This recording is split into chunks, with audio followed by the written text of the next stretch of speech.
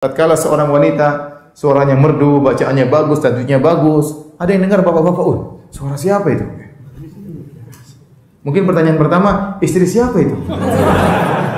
Ini masih mending pertanyaan tersebut. Pertanyaan kedua, gadis apa janda itu? Repot. Seorang perempuan aurat. Ingat main-main aurat semua.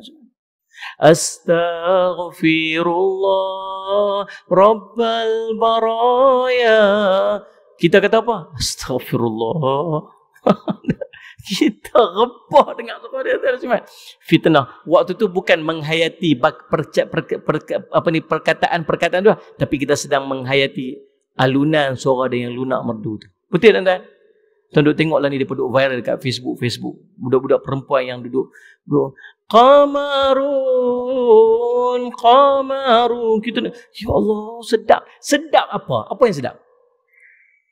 Itu sedap. Tuan-tuan dengar tu sedap mana? Sudah sedap yang Qamarun itu kan, yang puji Nabi itu, ataupun sudah sedang mendengar lunaknya suara itu. Lemah, lembut, gemalainya suara. Tuan-tuan tak payah sebut di mulut. Hati tuan-tuan tahu. Tuan-tuan menilai. Sebab tu fitnah. Jadi tuan-tuan berhati-hati dengan benda-benda ini. Adakah suara wanita aurat? Ini pun satu hal. Ulama dulu dah bincang, tapi saya nak sebut apa maksud aurat. Aurat ni tak boleh tengok, kalau suara tak boleh dengar. Maksud suara wanita aurat, saya bukan nak belittle, bukan untuk belittle, memperkecilkan pendapat yang kata aurat tu, tapi saya nak describe, nak bagi gambaran apabila kita kata aurat. Macam mana? Kita pergi rumah kawan kita, saya pipi, dia tak ada, isteri dia aja ada. Assalamualaikum, isteri dia keluar. Saya tanya, ustaz mana?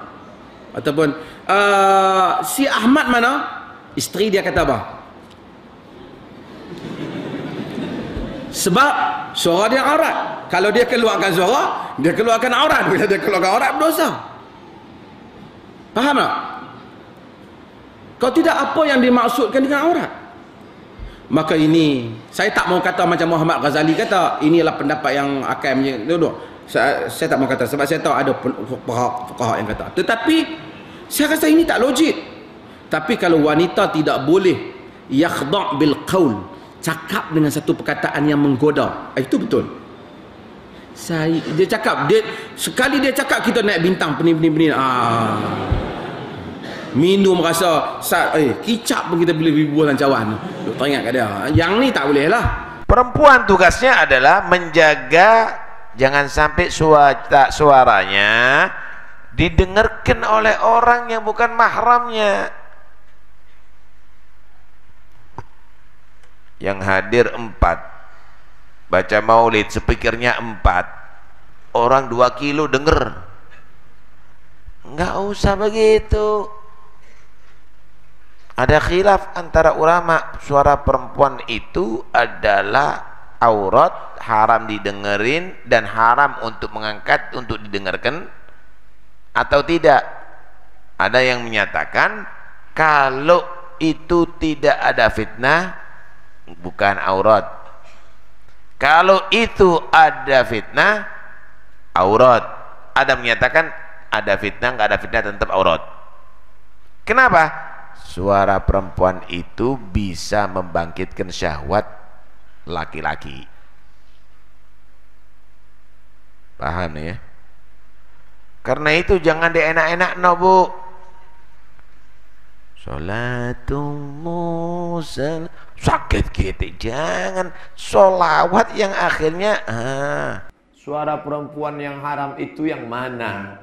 La taqda'na bil qaul, janganlah bersuara mendayu, mendesah-desah.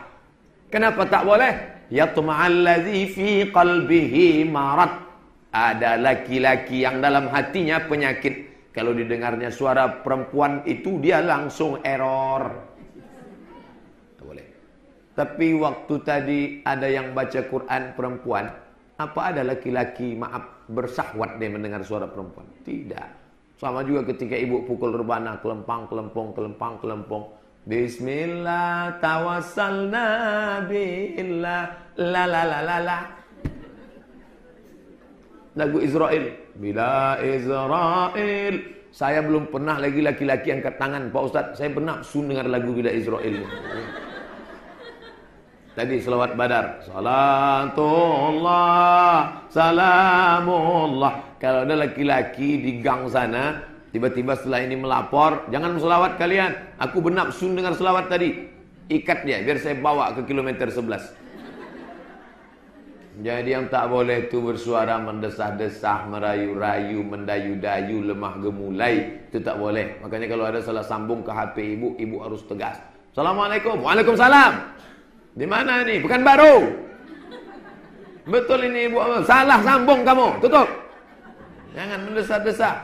Ini berusaha ini siapa? Saya. Itulah yang membuat orang menjadi error di sudut sana. Bapak Ibu yang dimuliakan Allah Subhanahu wa taala. Maka dalam Islam perempuan dimuliakan, tak ada beda laki-laki dan perempuan. Laki-laki baca Quran, ibu baca Quran. Laki-laki berzikir, ibu berzikir. Laki-laki salat sunat, ibu salat sunat. Laki-laki iktikaf, ibu iktikaf. Tapi maksa tertentu kami kan tak bisa salat sunat, Pak Ustaz. Suami kami iktikaf, kami tak bisa. Suami kami tawaf, kami tak bisa. Suami kami baca Quran, kami tak bisa. Suami kami salat sunat, kami tak bisa. Bagaimana nih Pak Ustaz? Allah kenapa tak adil? Jangan batasi pintu dari satu arah saja. Bisa masuk dari pintu sini, bisa masuk dari pintu belakang, bisa masuk dari pintu samping, bisa masuk dari sini. Ada pintu juga.